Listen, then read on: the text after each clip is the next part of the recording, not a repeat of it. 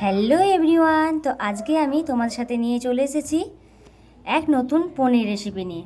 এই রেসিপিটা কত সুন্দর হয়েছে তোমরা দেখতেই পাচ্ছ। তো এটা কিভাবে রেডি করেছি চলো তোমাদের সাথে শেয়ার করি। এটা একটা 250 মতো পনির ছিল, আর পনিরটা খুবই ভালো ছিল।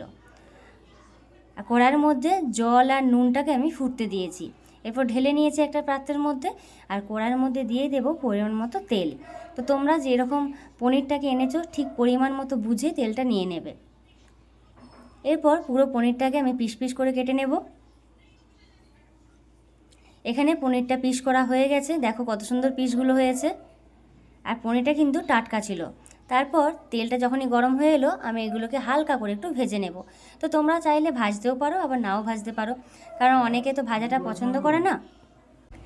আমি এখানে হালকা করে একটু ভেজে নেব। তো এখানে আমি ক্যাপসিকাম টমেটোটাকে কুচিয়ে রেখেছি, আর নিয়ে নিয়েছি দারুচিনি, এলাচ, লবঙ্গ, গোলমরিচ আর তেজপাতা। পরিমাণটা কমই দিয়েছি। আর এখানে ছিল মগজদানা আর কাঁচা লঙ্কা, এখানে ছিল বাদাম আর পোস্ত। সমস্ত কিছু ধুয়ে আমি মিক্সারের মধ্যে দিয়ে দিয়েছি। এরপর দেখো এখানে আমার পনিরগুলোকে একটু হালকা করে ভাজা হয়ে গেছে, আর নুন জলের মধ্যে সামান্য একটু ভিজতে দিয়েছি, যাতে পনিরের মধ্যে নুনটা একটু ঢুকে যায়। এই টিপসটা কিন্তু তোমাদের অবশ্যই কাজে লাগবে।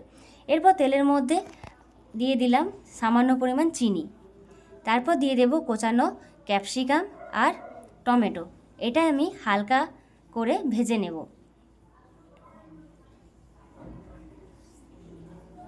টমেটো আর ক্যাপসিকাম যদি পনিরের মধ্যে দেয়া যায় তাহলে কিন্তু টেস্টটা দারুণ হয়।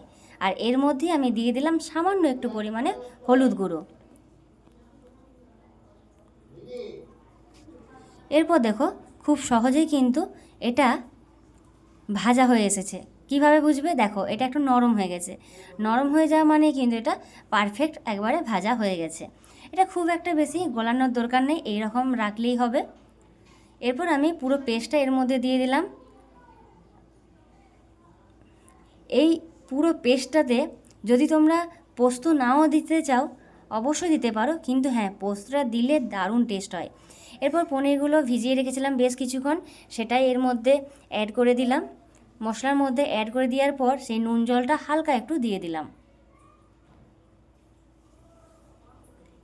এরপর পুরো মশলার সাথে পনিরটা ভালো করে আমি নেড়ে নিচ্ছি, আর বেশ কিছুক্ষণ এটা ফোটার জন্য ছেড়ে দেবো। দেখো কত সুন্দর ফুটেছে।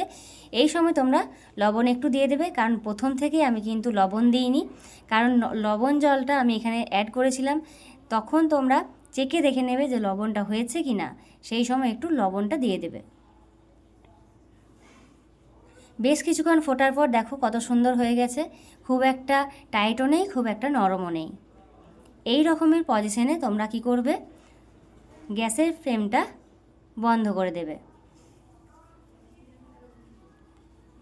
আর এটা কিন্তু রুটি ভাত যে কোনো দুটোর সাথে খেলেই ভালো লাগবে, আর লুচি তো খেতে আরও সুন্দর লাগে। তো বন্ধুরা, আমার এই রেসিপিটা অবশ্যই একবার বাড়িতে বানিয়ে দেখবে, আর খুব সহজের মধ্যেই তোমাদের সাথে শেয়ার করলাম। অবশ্যই তোমরা বাড়িতে বানিয়ে যদি খাও, খেয়ে বলবে যে কেমন হয়েছে। তো বন্ধুরা, এখনকার মতো টাটা।